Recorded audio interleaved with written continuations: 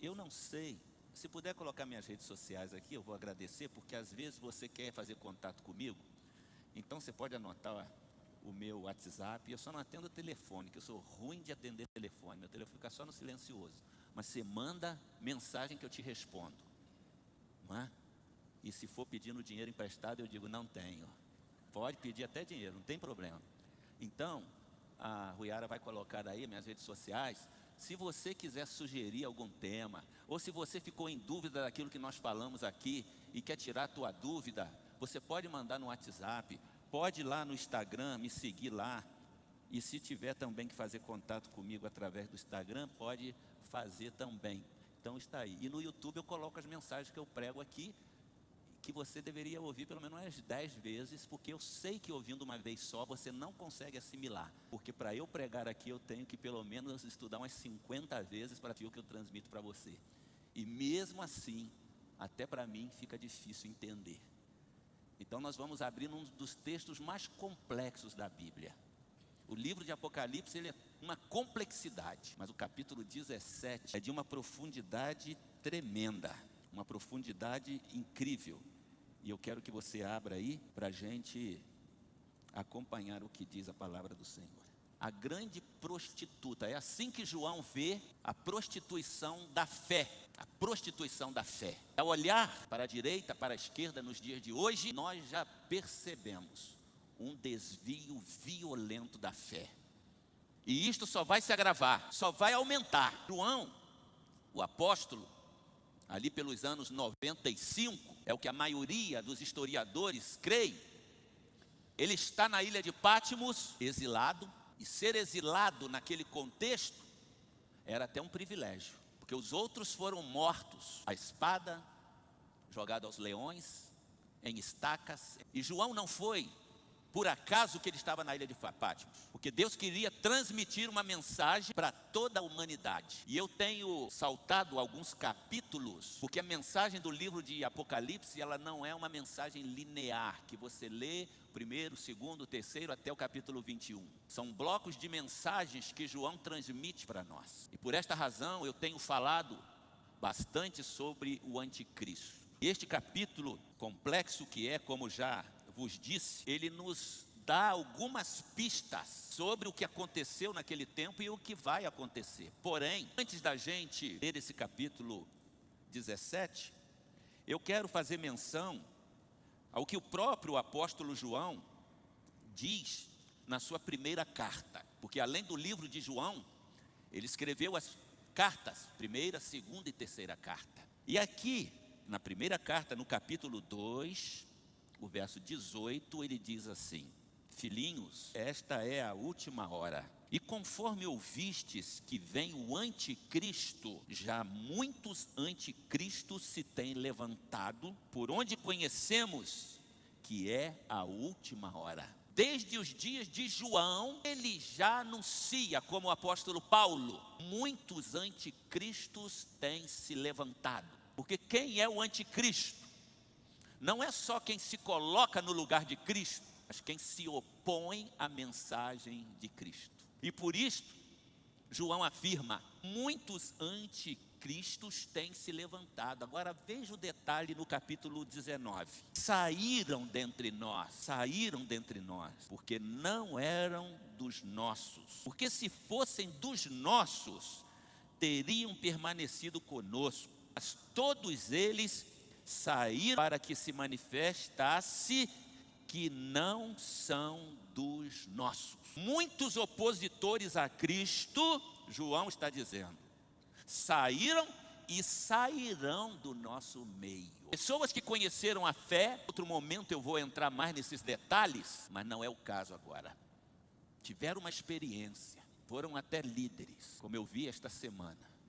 Uma grande pregadora de uma igreja evangélica que negou a fé e hoje apregou uma mensagem antibíblica. Saíram de nós, mas agora se opõem a Cristo. Mas eu quero também fazer menção, mais uma vez, a 2 Tessalonicenses capítulo 2. 2 Tessalonicenses capítulo 2. Os crentes estavam achando que Jesus já estava voltando naqueles dias e João diz, não, ele está voltando desde que ele foi. mas ainda não é a hora. E aí ele diz no verso 3 assim: ninguém de modo algum vos engane, porque primeiro deve vir a apostasia. O que é a apostasia? Apostatar-se da fé. Aquela pessoa que conheceu o evangelho, como diz o escritor aos Hebreus, e depois negou a fé. Apostatou-se, virou as costas para Jesus. Primeiro vai acontecer uma grande apostasia, e deve manifestar-se o homem da iniquidade, o homem do pecado, o filho da perdição. Uma referência àquele que se colocará no lugar de Cristo, não como diz João, porque João diz: muitos têm se levantado já como anticristo, se colocando como opositores a Cristo. Mas aqui Paulo já está dizendo daquele que vai se colocar no lugar de Cristo. Eu sou o Messias, eu tenho a resposta que vocês estão buscando, com sinais e maravilhas, e quem tem essa fé aí meio mais ou menos, vai tudo atrás, é onde vai estabelecer a grande apostasia. Vão virar as costas para Jesus e vão seguir aquele que se coloca no lugar de Cristo. Paulo continua no verso 4, diz: o adversário, aquele que se levanta contra tudo que é divino e sagrado, a ponto de tomar lugar no templo de Deus e apresentar-se como se fosse o próprio Deus. Alguém já está se levantando, mas não sabemos onde, não sabemos quem. Mas lá no livro de Daniel, nos capítulos 7 e 8, Daniel diz que esse homem do pecado, ele vai surgir como um chifre pequeno que ninguém percebe, e vai crescendo, crescendo, e toma o lugar de todos. E meus amados, não pensa que isso está muito longe de acontecer não, viu? Não pensa que isso está muito longe de acontecer não. João, o apóstolo, agora voltando ao livro de Apocalipse, ele vai dizer que como cenário para o surgimento deste anticristo, a igreja se tornará como uma prostituta. Vocês sabem muito bem o que faz uma prostituta, não é verdade? Então, João está dizendo: a igreja se prostituirá, a igreja deixará de ser fiel a Jesus. Porque o diabo, ele procura imitar tudo que Deus faz. O dragão, a serpente, que é Satanás, ele procura imitar tudo que Deus faz. E como a Bíblia nos diz que Deus tem uma noiva para Jesus, que é a sua igreja, o diabo tem uma prostituta. Tem uma prostituta. E quem fará parte dessa prostituta? Aqueles que se tornaram até religiosos, porque isso vai surgir no meio religioso, mas que não tiveram uma experiência real com o Senhor Jesus, e por esta razão viraram as costas para Ele. E agora eu passo a ler esse capítulo 17, que diz assim: um dos 7 anjos que tinha as 7 taças, essas 7 taças estão no capítulo 16, quando a primeira taça é derramada, a segunda, a terceira, maldições que se abatem sobre a humanidade. E ele diz: um dos 7 anjos que tinha as 7 taças aproximou-se e me disse: venha, eu mostrarei a você o julgamento da grande prostituta que está sentada sobre muitas águas. E eu já disse também para vocês que muitas águas significa multidões, ou seja, as religiões do mundo, ocidentais e orientais, que muitas pessoas às vezes até afirmam assim: toda religião leva a Deus, mas não é bem assim. Essas religiões farão parte desse movimento religioso que não se volta para Deus, que não tem o temor de Jesus. Por isso ele diz que esta prostituta se assenta sobre muitas águas, é muita gente no mundo todo, com quem os reis da terra se prostituíram. Os reinos do mundo, amado, sempre foram contra Deus. Você pega lá do início, desde Babel, quando eles estão construindo uma cidade, os impérios do mundo sempre se voltaram contra Deus. Os habitantes da terra se embriagaram com o vinho da sua prostituição. Ou seja, os habitantes da terra vão se tornar adeptos desta religião prostituta. E olha, eu já fiz menção aqui, mas no meio evangélico hoje tem cada negócio, irmãos. Tem cada coisa que eu peço a Deus misericórdia. E agora tem. Antes eu dizia assim, quando as pessoas me perguntavam: como é que é a tua igreja? Estou querendo me movimentar, mas esse negócio de ficar filmando aqui, né, é como um imã que prende a gente aqui, você não pode sair, né? Mas já que eu estou aqui embaixo, sem estar ali no altar ali maior, não é? Eu gosto de andar de perto das pessoas, mas eu vou pedir para ficar alguém na câmera para me ajudar aí, para eu não ficar limitado, eu gosto de andar, gosto de chegar perto das pessoas, entende? Então, quando as pessoas me perguntavam assim: como é que é a tua igreja? Eu dizia: a minha igreja é uma igreja contemporânea. O que eu queria dizer? É uma igreja que não é quadradinha, não é uma igreja assim tradicional, uma igreja espontânea. Hoje eu não posso falar mais isso. Porque a igreja contemporânea aceita todos que estão no caminho largo. Vem do jeito que você está, não importa o que você é. Eu não vou entrar em detalhes aqui, mas vocês sabem muito bem o que eu estou falando. São esse tipo de igreja que está surgindo. Pastores querendo comprovar na Bíblia que tais procedimentos são bíblicos. Teólogos fazendo exegese, ou seja, extraindo da Bíblia aquilo que a Bíblia não fala. Seguirão doutrinas de demônios, seguirão doutrinas de mentira. Isso já está acontecendo. E eu acredito que não leva mais de uns 50 anos, viu? Para tudo isso se consumar. Porque com o avanço da tecnologia, o ser humano, hoje, já é controlado. Você fala alguma coisa perto do teu celular para você ver. Na hora que você abre o teu celular, se não aparece tudo que você falou. Você sabe por quê? Quem é da área de tecnologia sabe, não sabe? Porque lá no Google, sem você saber, tem um microfonezinho lá, ó, oculto.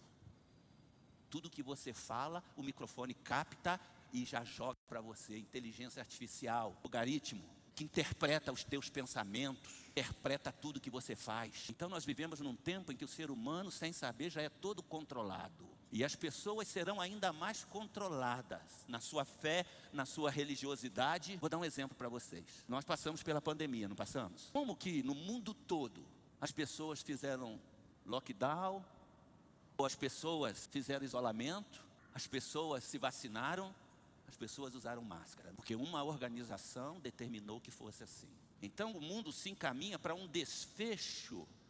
E é interessante, hein? Como a gente obedeceu, como o povo obedeceu a tudo, direitinho. Para mim já era um teste, para saber como é que seria a reação da humanidade. E todo mundo obedeceu os protocolos direitinho. Por isso que a Bíblia diz, quem desobedecer lá na frente, o pai vai entregar o filho vai entregar o pai. Vocês querem ver uma coisa? Nós temos conosco o Xi, ele não sabe de nada que eu estou falando.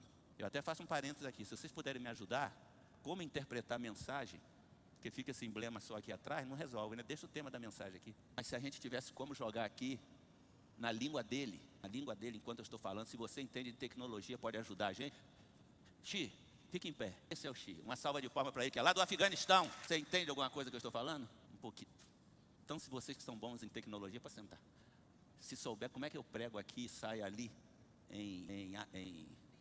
em persa, na língua persa, que às vezes a música até de vez em quando eles põem aí, não é?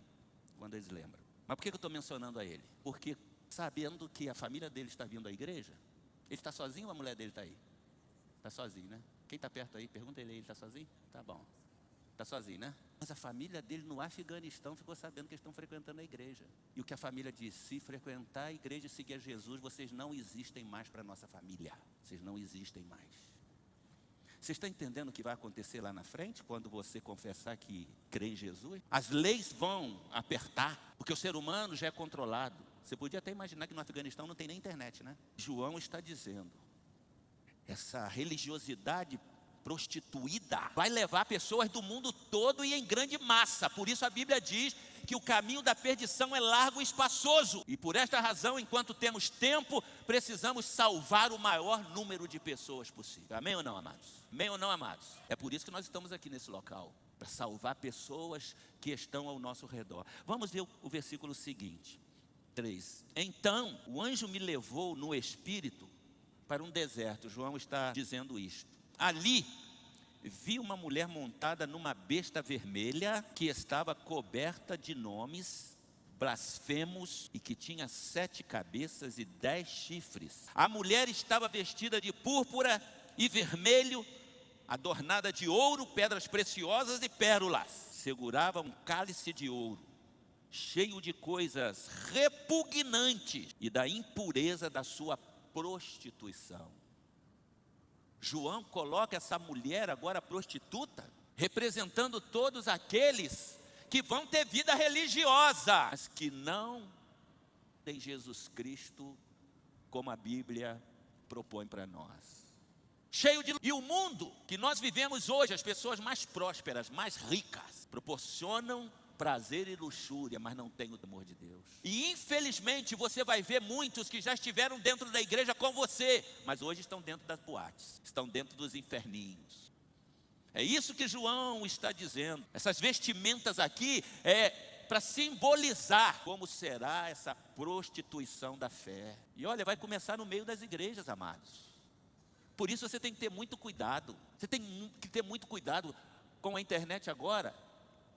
Tem muitos pregadores de internet falando um monte de bobagem, tendo pessoas seguindo fielmente. Você tem que conferir com a palavra de Deus. Você tem que saber se a mensagem que você está ouvindo é uma mensagem que vem de fato do coração de Deus para o teu coração, ou é apenas sedução humana. Porque o mal tende a crescer violentamente. Olha o que o texto diz continuando. Em sua testa, verso 5, havia uma inscrição, mistério, Babilônia, a grande mãe das prostitutas e das práticas repugnantes da terra, repugnantes para o coração de Deus. Práticas pecaminosas, repugnantes ao coração de Deus. Vi que a mulher estava embriagada com o sangue dos santos. Embriagada com o sangue dos santos, por que razão?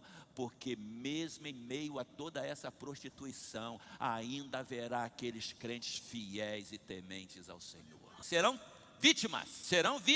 Vi que a mulher estava embriagada com o sangue dos santos, o sangue das testemunhas de Jesus. Quando a vi, fiquei muito admirado, fiquei estarrecido com o que estava acontecendo. João, há 2000 anos, ele está vendo já as coisas que aconteciam naquele primeiro século, porque os cristãos estavam debaixo do domínio de Roma, e Roma estava massacrando os cristãos. Mas ele diz, coisa pior virá nos últimos dias. E nós estamos vivendo à sombra desses últimos dias, amados. Nós precisamos ser mais comprometidos com a palavra de Deus e com o Deus da palavra. Porque senão a tendência vai ser afastar-se, e amanhã poderá ser tarde demais, porque você poderá se tornar uma vítima, uma presa fácil de Satanás. Ele veio para seduzir, ele veio para conquistar. Mas o apóstolo Pedro, ele diz o seguinte: foi para isto que veio o Senhor Jesus a este mundo, para desfazer as obras de Satanás. É por isso que a igreja está aqui, para desfazer as obras de Satanás, para condenar o pecado, para alertar as pessoas a vigiarem, a orarem, porque todo o cenário está sendo preparado. Mas eu creio, quero terminar aqui, eu creio que da mesma maneira que está havendo e haverá ainda mais um avivamento do inferno, porque o que nós temos visto é um avivamento do inferno. Mal tem assolado a criminalidade, as drogas, a promiscuidade, tem crescido assustadoramente. Da mesma maneira, neste tempo, Deus vai promover um grande avivamento espiritual na igreja verdadeira do Senhor Jesus. Eu creio nisso. Deus vai levantar homens fiéis, Deus vai levantar mulheres fiéis, pessoas que estarão dispostas, se necessário for, a dar a própria vida, mas não vai negar a fé em Jesus Cristo. Para isso, a tua fé tem que estar firmada em Jesus. A tua fé não pode estar firmada em uma religião, em uma estrutura, ou em algum pastor, algum líder religioso. A tua fé tem que estar afirmada em Jesus Cristo, e você tem que buscá-lo em oração, você tem que buscá-lo de todo o teu coração, porque o próprio Senhor diz: buscar-me-eis e me achareis, quando me buscardes de todo o vosso coração. Deus conta com você, Deus conta comigo, Deus conta com homens e mulheres que se disponham a pagar o preço de uma vida no temor do Senhor, uma vida completamente comprometida com Ele, uma vida de oração, uma vida de sacrifício. Qual foi a última vez que você se dispôs assim: eu vou fazer um jejum para eu estar... Pastor, para que serve o jejum? Para matar a tua carne, o teu desejo. É a oração que vai ter efeito. Você vai dizer como Paulo: eu estou me esmurrando para que eu me diminua e que Cristo cresça em mim.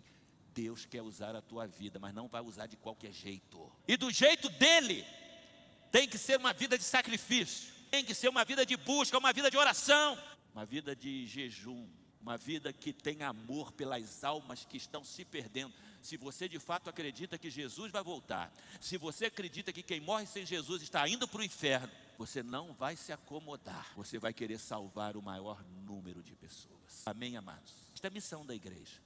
A igreja está aqui, e veja você, nós estamos num ambiente que não é um ambiente tão confortável. Talvez você não esteja nem me ouvindo muito bem por causa do eco, mas a igreja não veio para buscar conforto, a igreja veio para salvar almas perdidas, e você é parte da igreja de Cristo. Fique de pé no lugar onde você está.